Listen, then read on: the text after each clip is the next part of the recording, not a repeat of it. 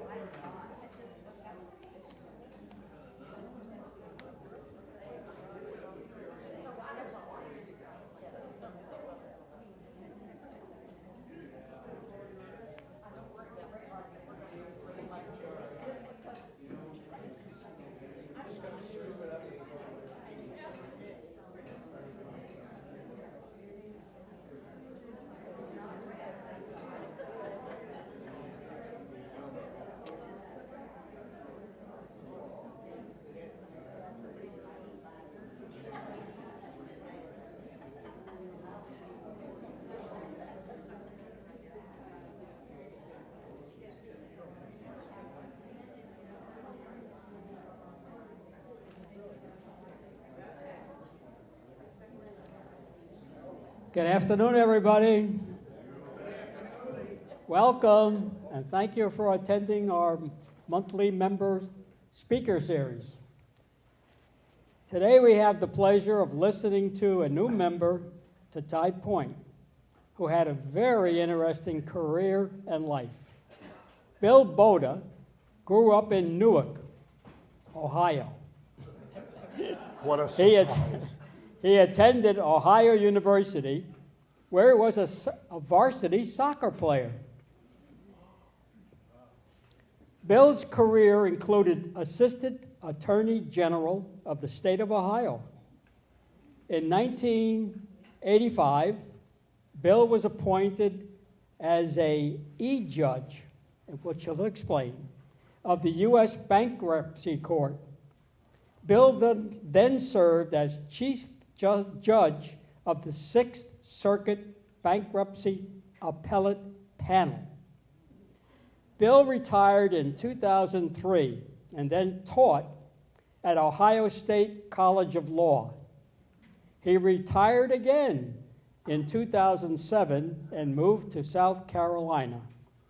Keeping active, Bill and his wife Jan taught at the OLLI program at the University of South Carolina, Beaufort. Bill is a member of the South Carolina Revolutionary Roundtable and Low Country Oyster and Motor Car Driving Society. Say that again twice. Please join me in welcoming our friend and neighbor, Bill Bodoh. Hey.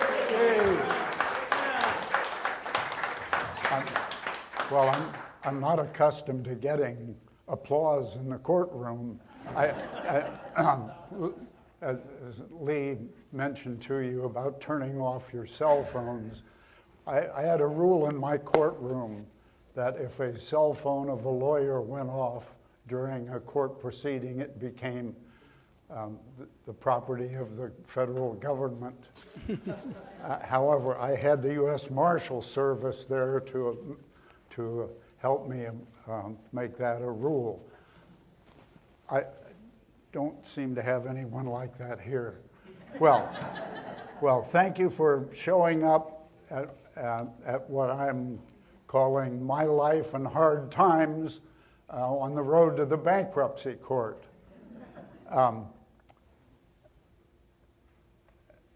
I was born at an early age, like many of you here, I was born during the Depression. I grew up in World War II, My father was away during the war working at my uncle's mirror factory in Chicago, making periscopes for submarines and tanks and the like.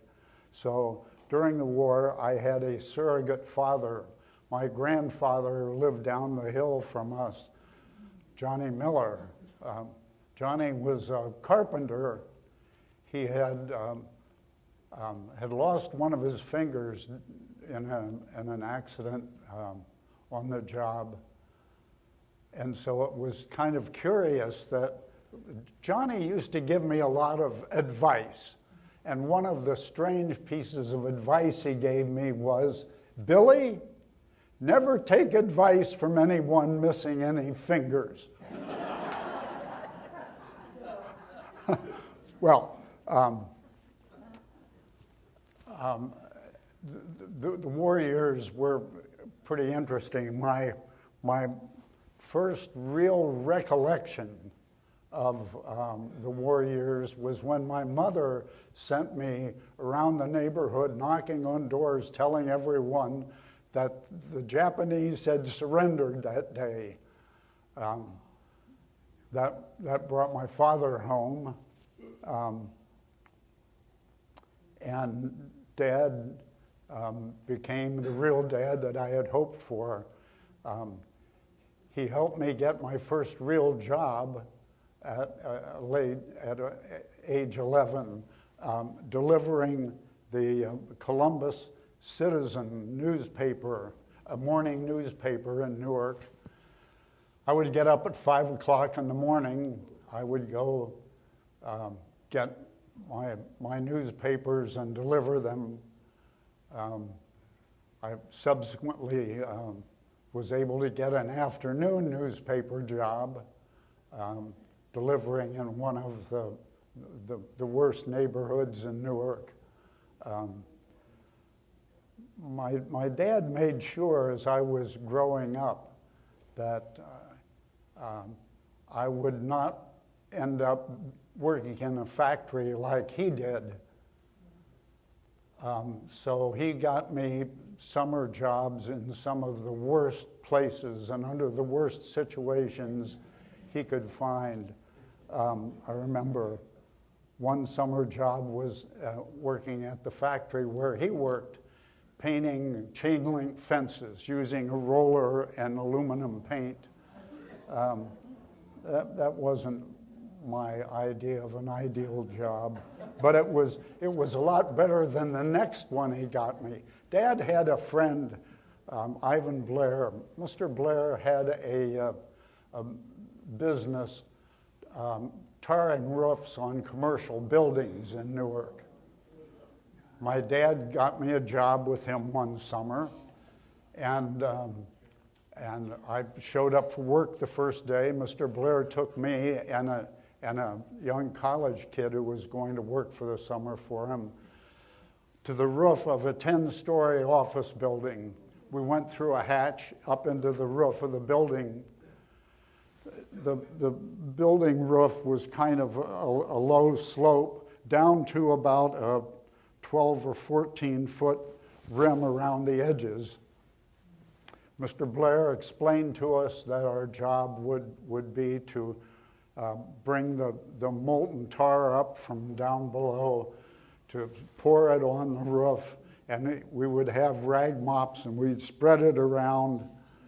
And he said as he was leaving and getting to crawl into the hatch to leave us up on the roof, and he said, "Oh, by the way, if you start sliding on the tar, if you spread yourself out," he said, "you'll probably stop before you get to the edge." And this guy that was with me, you'd see the color just kind of drain from him. And he said in a stammering voice, "Well, Mr. Blair, what happens if you don't stop?" And Mr. Blair, using a naughty word, said, "Well, kid, just kiss your ass goodbye." and he left. that kid did not show up for work the next day. Well, I was the beneficiary of my dad getting me enough jobs to prove to my satisfaction that I did not want to end up working in a factory like he did.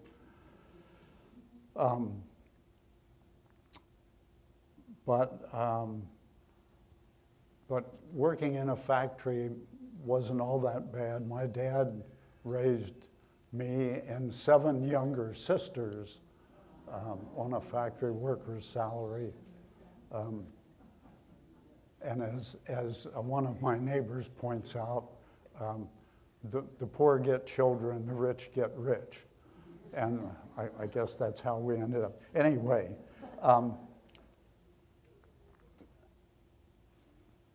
I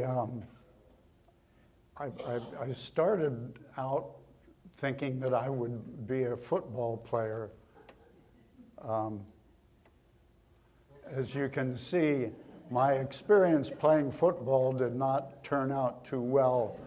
After 2 broken collarbones, I decided football was not for me, and I would not play that again.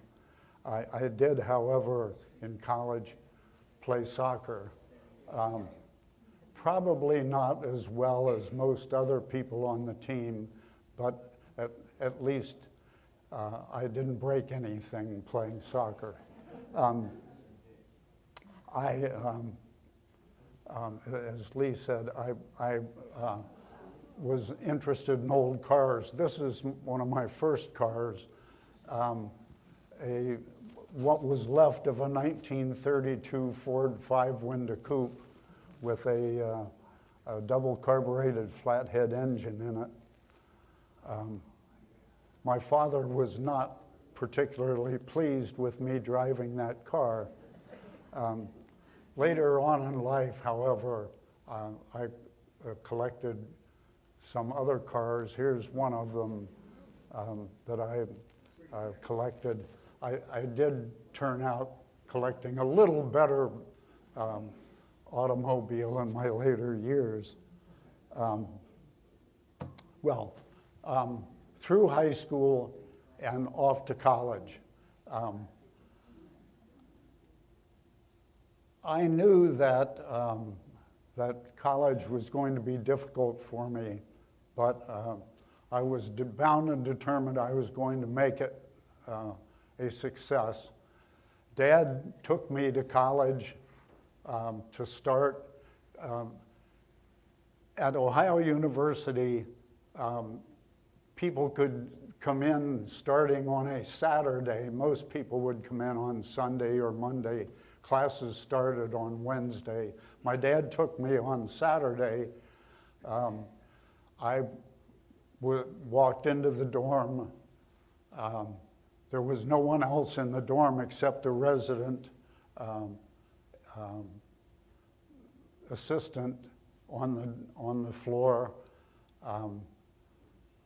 I introduced myself to him. I unpacked my stuff from from the paper shopping bag and the cardboard box that it came in.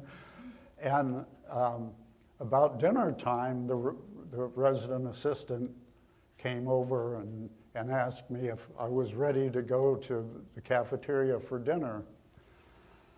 I had to explain to him that I showed up with enough money to pay for tuition, which was $85 a semester when I started.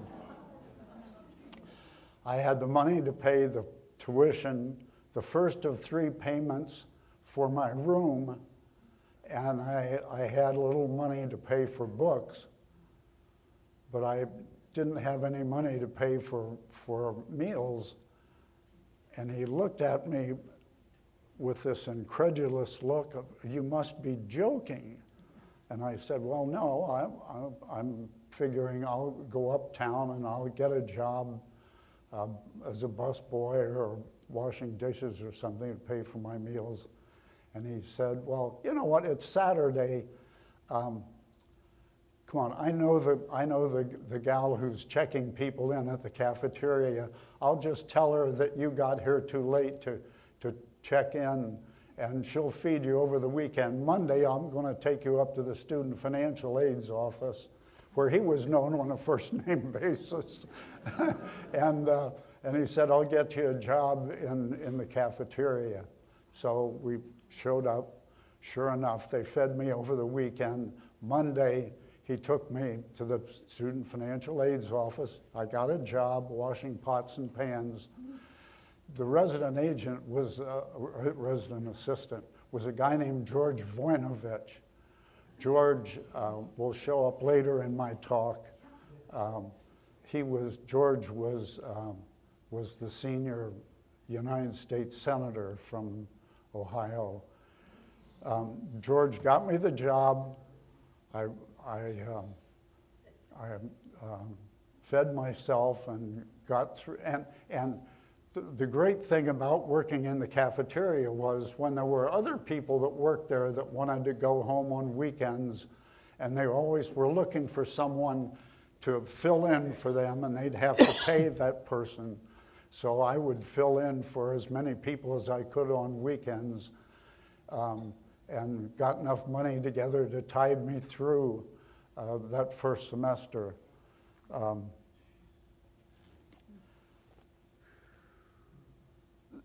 When I went home at Christmas time, I was going to try to find a job in the Christmas holiday time to earn a little more money. My dad was a friend of the postmaster in Newark, and he called the postmaster and said that I was looking for a job. They gave me a job as a substitute mail carrier at Christmas time. That paid pretty well for the 2.5 or 3 weeks that I was home. And I did well enough that first summer out of college, the postmaster gave me a full-time job as a substitute mail carrier, and I got enough money to get me through the next semester in school. I joined a college fraternity. I had to explain to them that I probably couldn't always pay the dues on time. And they actually carried me through, sometimes waiving the dues for me, but it ended up with my having a reputation as the guy who probably didn't have a whole lot of money. One of the members of the fraternity, a guy that we called Suds, for probably reasons that you can guess, Suds used to tell people there were two kinds of broke in the fraternity. There was broke when you didn't have any money, and there was Bodoh broke when you didn't have any money and no immediate prospects of getting any. Well, I got through college. As you saw, I played soccer. That ended up giving me an opportunity to go to the training table, so I didn't have to wash pots and pans anymore. I got through undergraduate school. Well, after 2 years, maybe I ought to fess up. After 2 years, I ran out of money. And so I went back to Newark, and I worked as a clerk for a public utility company for a year, saved enough money to go back and finish the last 2 years. At the end of my senior year, I ended up 3 credit hours short of graduation. So I had to come back in the summer and finish up those 3 hours. Graduation, summer graduation, was the week before law school started. So I didn't have a whole lot of time to get ready for law school. I started law school. That was an interesting experience. In the middle of my second year in law school, there was a Republican sweep in the election, and a guy named Bill Saxby was elected Attorney General. The fellow who had been my roommate my first year in law school was active in Mr. Saxby's campaign, and he told Saxby that I was probably a good candidate to be a student research assistant in the Attorney General's office.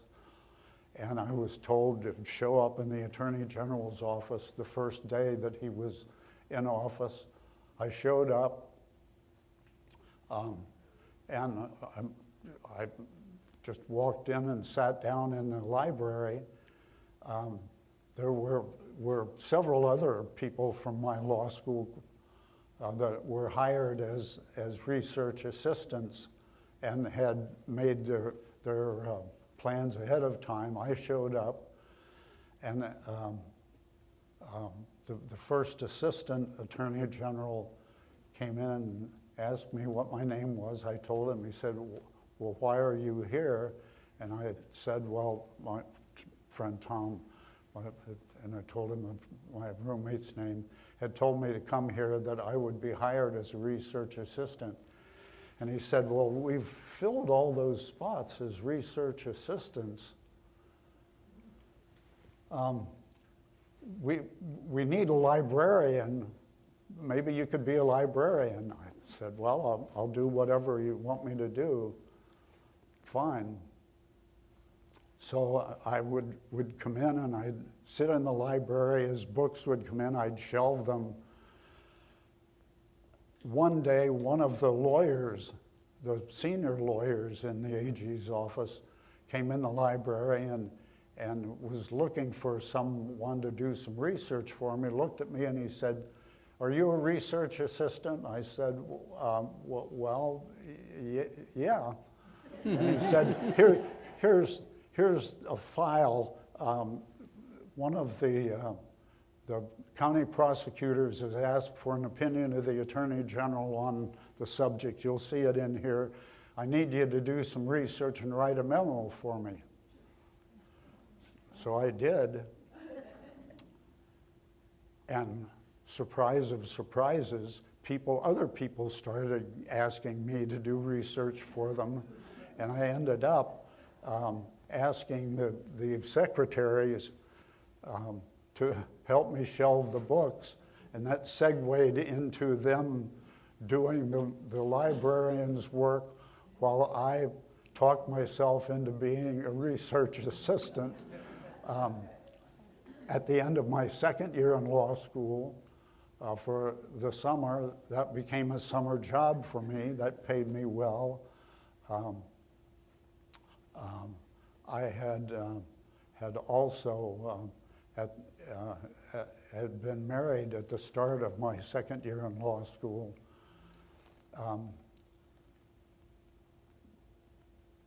In my third year, I was accepted as a research assistant, and they kind of forgot about my librarian job. It's one of those instances where in my life, I was at the right place at the right time. In the third year in law school, if you were a research assistant, because we're in the same building as the Supreme Court of Ohio, the Supreme Court justices would often ask the research assistants to come talk to them about being a law clerk for them after law school. I was asked by the chief judge, the chief justice of the Supreme Court, to come and talk to him about being a law clerk. My grades were not quite up to his standards. He did grant me an interview and said, well, he would let me know. Not surprising, he didn't let me know. But the Attorney General told me that he would have me come to work for him after I passed the bar exam. He said, I'll teach you how to try lawsuits. And that seemed to me to be a pretty good idea. So I went to work for the Attorney General after I passed the bar exam. I was sitting in the library one morning doing some research, and the first Assistant Attorney General came in with a file folder under his arm, and he looked around and I said, Bodoh, come here.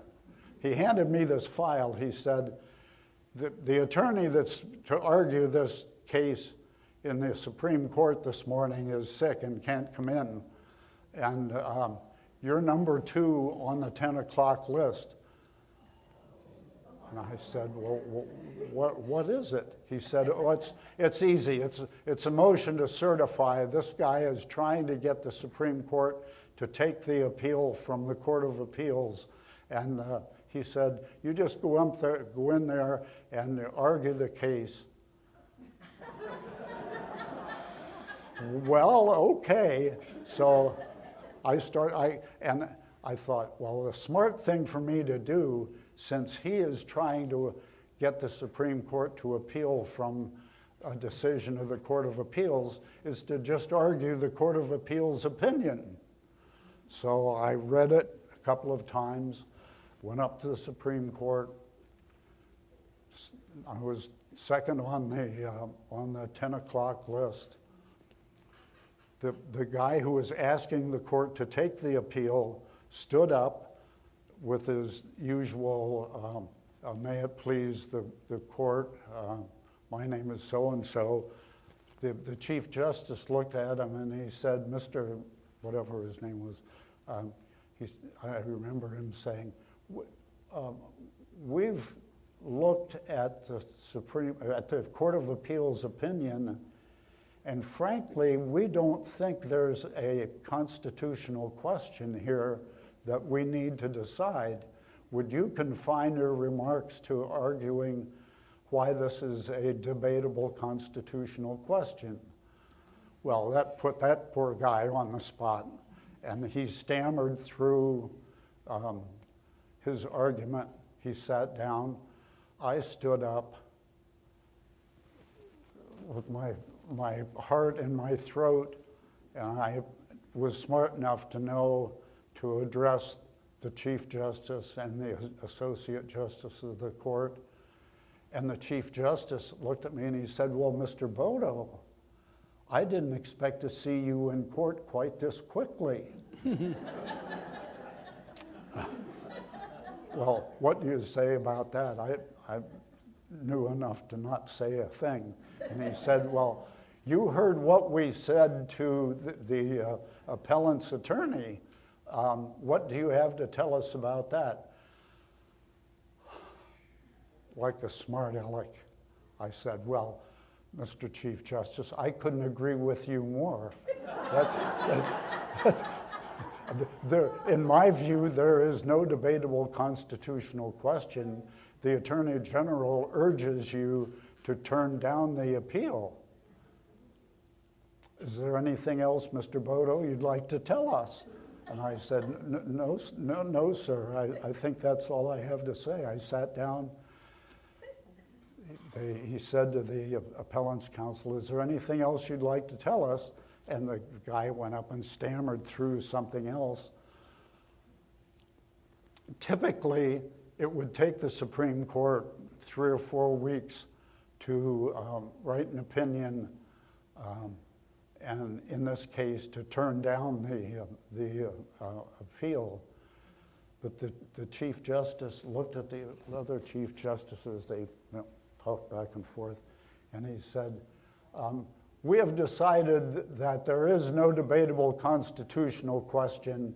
The appeal is denied. Well, I picked up the file and went back to see the First Assistant Attorney General, And I knocked on the door, invited me in, and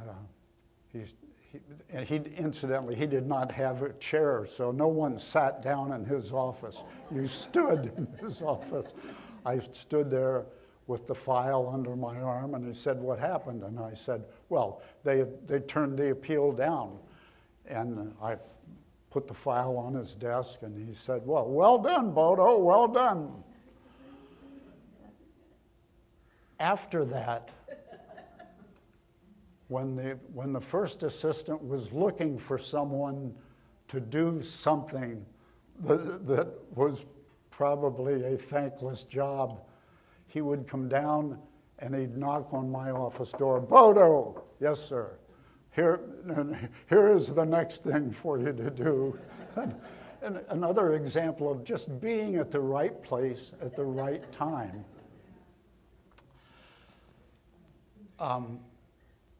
One time he came down and said, "Bodoh, the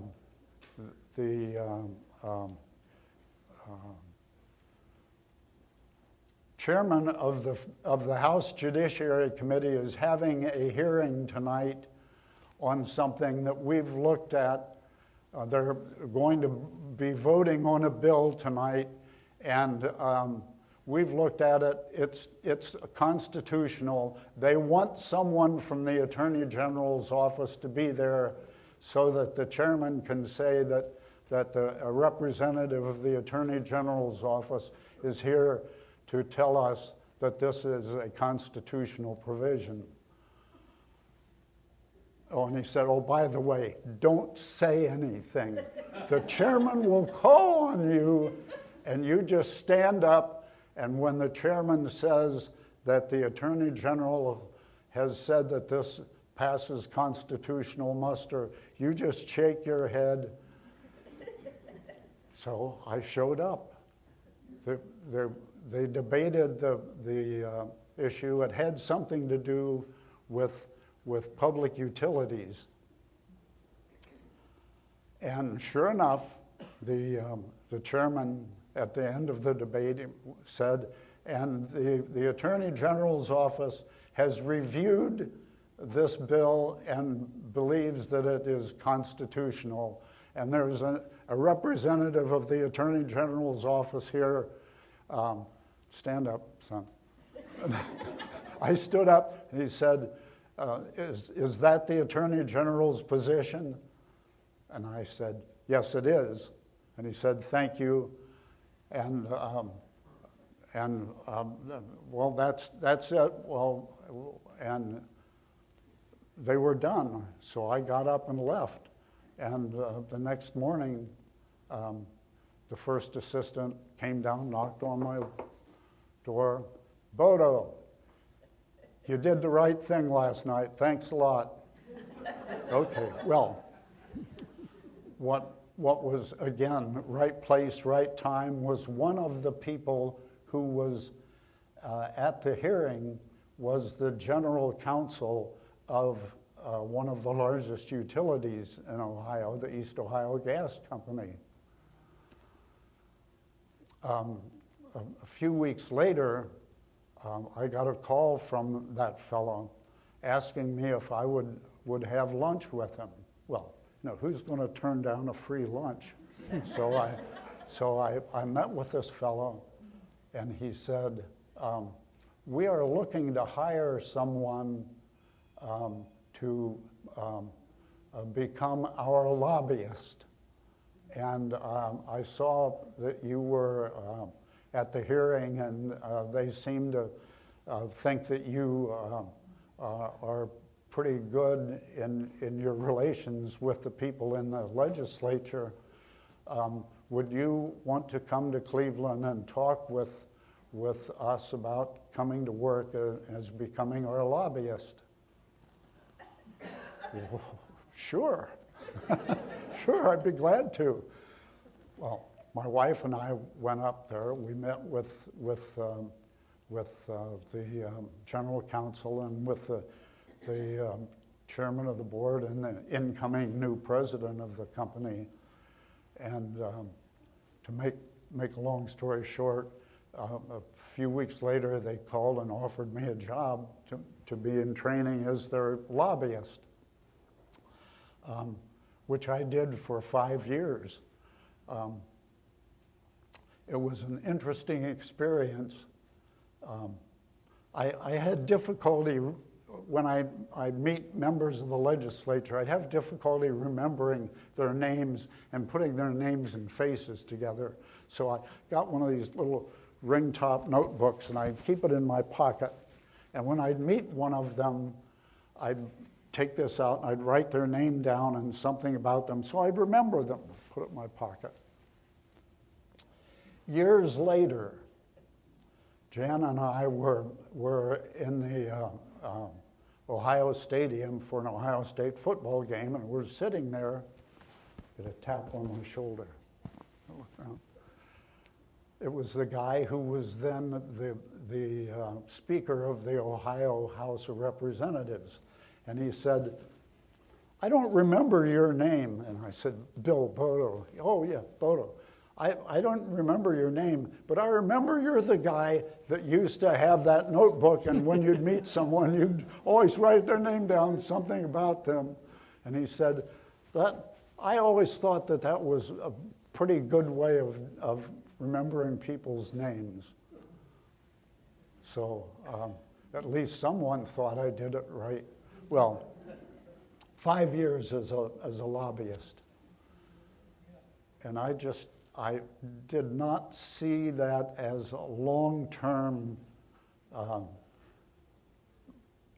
job opportunity for me. And I was thinking I would go somewhere else. I was thinking maybe I'd go back to the Attorney General's office. I was at a State Bar Association meeting, and I ran into one of my former law school buddies who was with a large law firm in Youngstown, Ohio, and we sat and talked for a while. He had remembered that I had gotten the top grade in the labor law course in law school, and he said, "You know, we're looking to hire someone to take over eventually the labor law practice from one of our senior partners. Would you be interested in doing that?" And I said, "Oh yes, I think I would be." I went to Youngstown, I met with them. They invited me and my wife to come for a weekend with them to meet with the members of the firm, and I did, and they eventually offered me a job. So I spent a number of years as a labor lawyer in Youngstown, Ohio. Youngstown was then one of the major steel producing centers in the United States, along with Pittsburgh and Birmingham. Well, I went to work there principally as a labor lawyer, but because I was one of the newer people, whenever there was a need for someone to fill in for some reason, I was sort of the go-to guy there as well. One of the partners in the firm represented a company that had a small chain of 10 or 12 steakhouses that they franchised in Ohio, Pennsylvania, and West Virginia. They were in some difficulty, and they decided they were going to file a bankruptcy petition. Well, so this fellow in the firm was going to file the petition, a Chapter 11 reorganization petition for them. But he needed someone to go to court with him one day, so he took me to court with him. Long story short here, they didn't make it. They couldn't sell any more franchises. The ones they had just saw there was no future in being part of this company. So the bankruptcy judge, a visiting judge from Cleveland, decided he would appoint a trustee to oversee the liquidation of the company. The trustee was appointed. He showed up in our office to introduce himself as the guy who'd been appointed as the trustee. And he and I worked together liquidating the company. I would, as we're going through the liquidation process, I would meet with him for breakfast 2 or 3 times a day, or 2 or 3 times a week. We became pretty close friends over a period of about 1.5 years or so. One morning, this fellow, Russell Sadie, this friend who was pretty active in the Democratic Party, said to me, Bill, the bankruptcy judge here is going to announce this week that he is retiring. And I'd like to see you take that appointment. And I said, well, Russell, you know, the sum total of my knowledge about bankruptcy law is this case that we're on, that we're liquidating. And he said, I'm going to start working on this. Will you, if I get the appointment for you, will you take it? Being appointed a federal court judge? Sure, I'm glad to do that. Well, his connections were a lot deeper than I had guessed, because after about 1.5 years of machinations, interviews and filling out forms, FBI background checks and the like, he said, I think we've got the appointment for you. You need to talk to the senior U.S. senator from Ohio about the appointment. Do you know him? And I said, yeah, it's George Voinovich. And I explained to him how George got me the job washing pots and pans. So I called George, and I said that my friend Russell Sadie, and he said, I know who Russell is. Yeah. He said, I'll be glad to make the necessary calls to see that you get the appointment. And I thought, well, maybe I'm going to get the appointment. I was sitting in my office in the law firm one day, and I get a call. And Blanche, our office manager, knocked on the door. She said, Bill, there's someone from the Sixth Circuit Court of Appeals that wants to talk to you. And I picked up the phone. Hello, Mr. Bodoh? Yes, my name is so-and-so. I have the pleasure of telling you that today you were appointed to the vacancy of the bankruptcy court in Youngstown, Ohio. Please do not say anything, especially to the newspapers, about this, because we will announce tomorrow morning your appointment and we'll notify the local newspaper. And you know, I jumped through hoops at that point.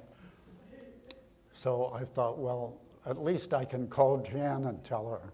Jan was teaching at Youngstown State at the time, and I called. She had already gone home, so I called home and told her, and her first reaction was, did you have that call traced? I said, no, Jan, I know who it, and it's true, I'm going to be appointed. The next call was from a reporter from the Youngstown Vindicator saying, We understand that you are going to have your appointment as the judge announced tomorrow morning, and we want to have an article ready in the paper tomorrow. And I said, well, how did you know about this? He said, we have our sources. Well, I was appointed.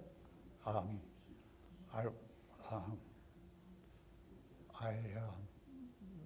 went to the court. I took a couple of people from the law firm with me.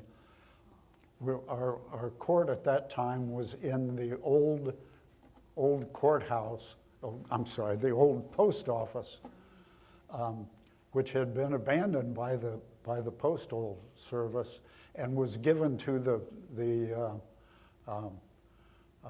city of Youngstown, but they allowed us to keep the federal court there until we built a new courthouse.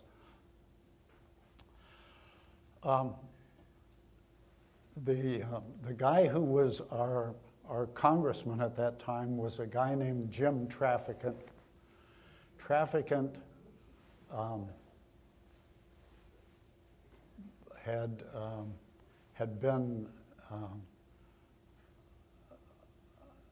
been charged in this was 1985. In 1982, Trafficant had been charged with taking bribes and had been tried in the federal district court. He decided he would, instead of having a lawyer, he would represent himself. He's not an attorney. He represented himself, and lo and behold, he was acquitted. There was some question about the validity of the jury panel, but nevertheless, he was acquitted, and no appeal was taken of that. Jim was at the time we were in the old post office building. He was the chair of the House Banking Committee's subcommittee on public buildings and grounds. He saw to it that we got the money to build a new courthouse in Youngstown. There were two courtrooms in there, one for the district court, one for the bankruptcy court. Subsequently, there were 3 judges appointed, a district court judge, a magistrate judge, and of course I was in there. Three judges for 2 courtrooms didn't work very well, and the district court judge and the magistrate were wanting me to give up my courtroom and to move into space that would be rented for me. I went to the congressman. They wouldn't talk to the congressman because of his background having been previously indicted. So I went to talk to Congressman Trafficant. I told him what was going on, and I said, it looks like they'll want me to move into rented space. He said, I think I have a solution for you. I'm going to ask for the next budget to have a supplemental appropriation, and we're going to build a courthouse for you. Well, the chairman of the subcommittee got an appropriation of $28 million in the next budget to build a courthouse for me. The GSA, the government, the people that run the government buildings, were going to interview persons to design the new courthouse for me in Indianapolis. I went to Indianapolis and met with people who were going to design the courthouse. One of the people I met was a guy named Robert A.M. Stern. Stern was at that time the dean of the School of Architecture at Yale University, but he also had a design shop in New York City. I met with him, and he explained to me what kind of a courthouse he would design for me, and it sounded pretty good to me. So after the interview process, I went back to Youngstown, and the GSA called me and said that they had decided that they would have the new courthouse designed by some lady from Boston, Massachusetts. And I said, well, I had hoped that maybe Stern would design the courthouse for me. And they said, well, his fee is a little more than we want to pay.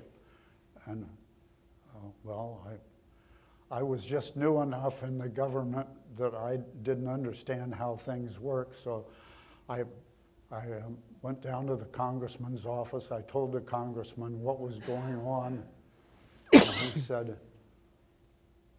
I don't think the GSA understands how this works. And I said, well, they've told me that's how it's going to happen. He said, well, I'll get back to you. A couple of weeks later, I got a call, not from the regional head of the GSA, but from the head of the GSA in Washington. Judge Bodoh, there's been just a big mistake here. Of course, Robert Stern can design your courthouse. We would be happy to have Stern do that. He has a great reputation. Well, he designed the courthouse for me. We moved into the new courthouse.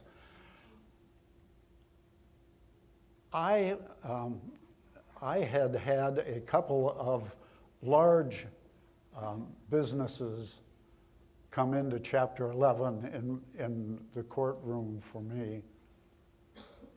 And it was at a time before the really big Chapter 11 bankruptcies were being filed, Enron and WorldCom and people like that.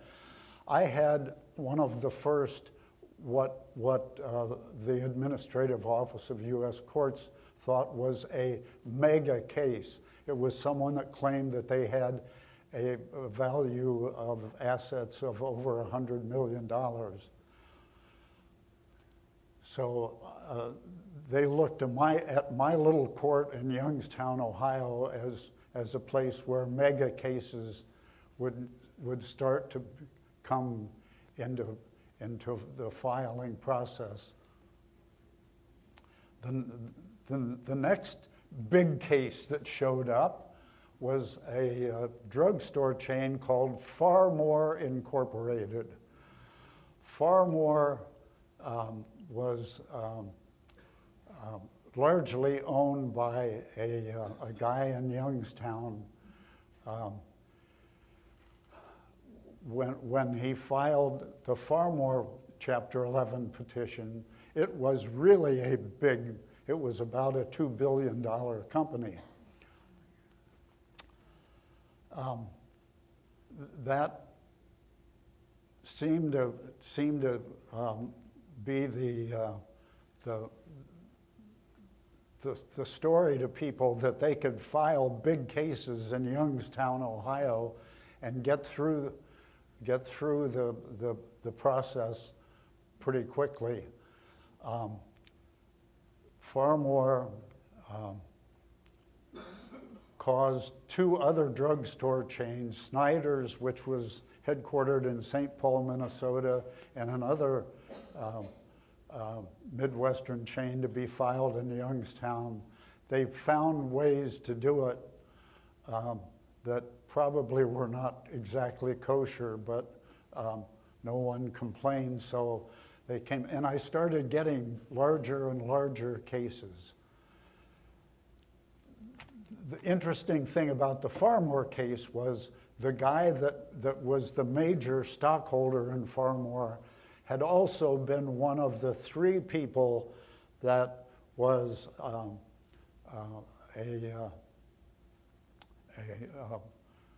founder of the Colorado Rockies franchise coming into the National League, along with the Florida Marlins.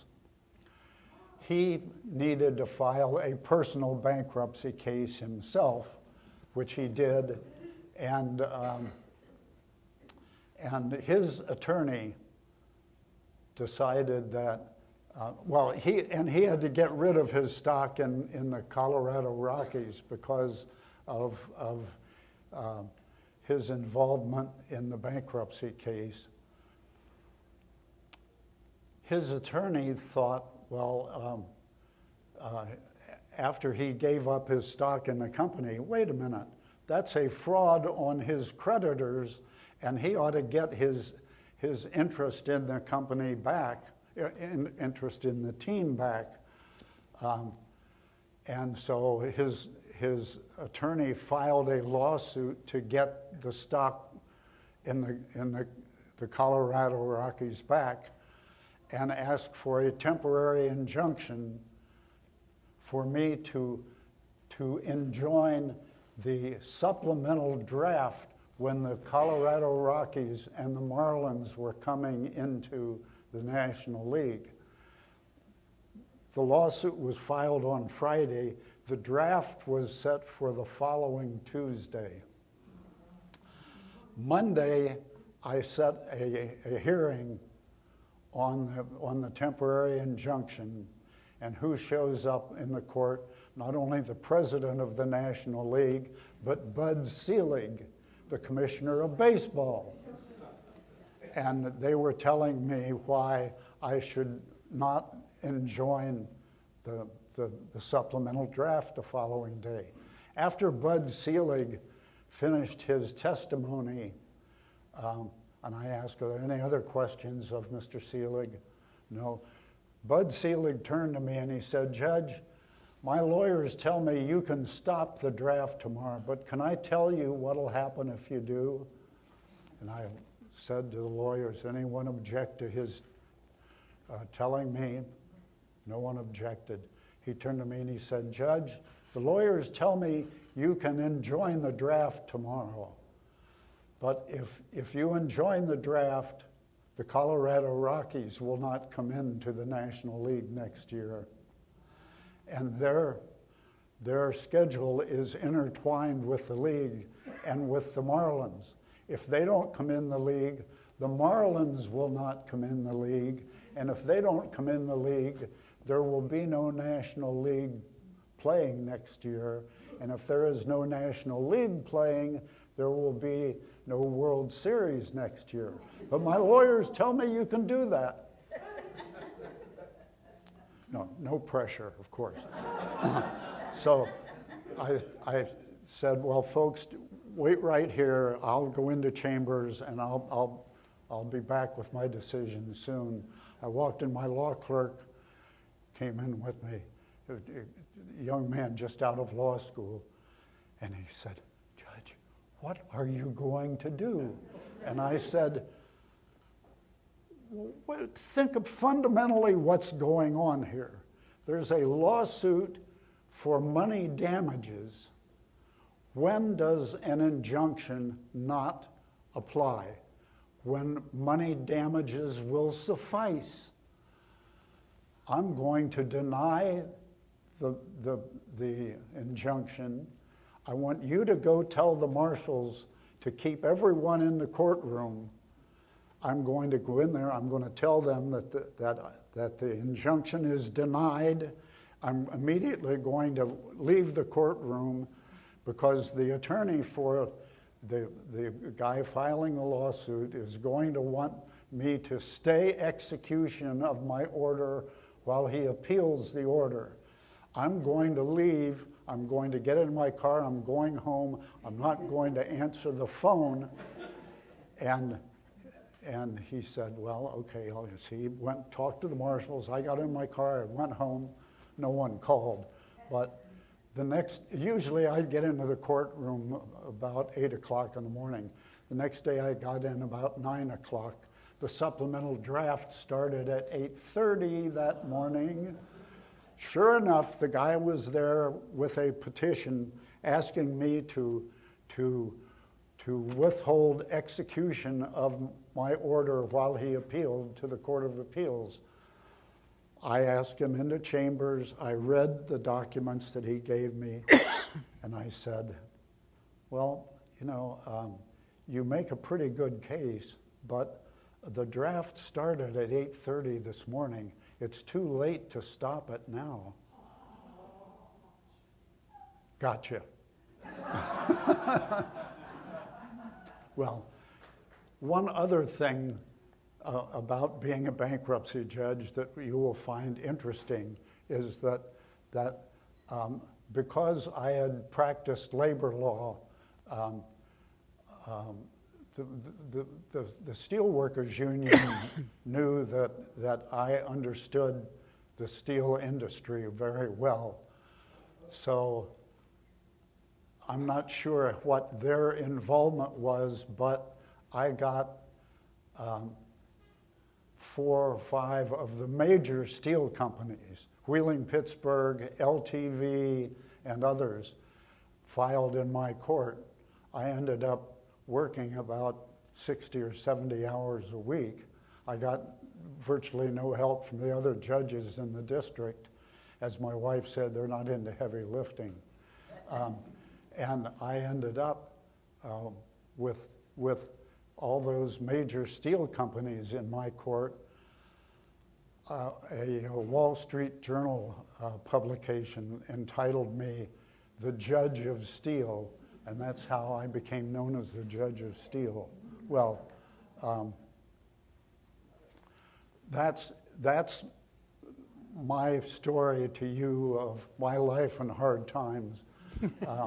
It may not have been the most interesting thing in the world, but it sure was a lot of fun for me. And I thank you very much for taking the time to come here. Thank you.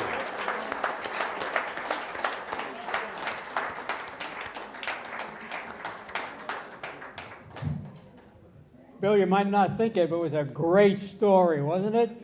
That was terrific. Thank you very, very much for By the way, this. there's me and the president of Ohio State University. Okay, very good. Thank you. Next month, we're having Ed Warner back. Ed did a presentation about 6 months ago, and it was very well received. And he didn't really finish up. So we're having him back for number 2, Ed Warner 2, in October 10th, I think. It's always the second Monday in October, and I hope you be there and tell your friends how wonderful these programs are. Thank you very much for attending.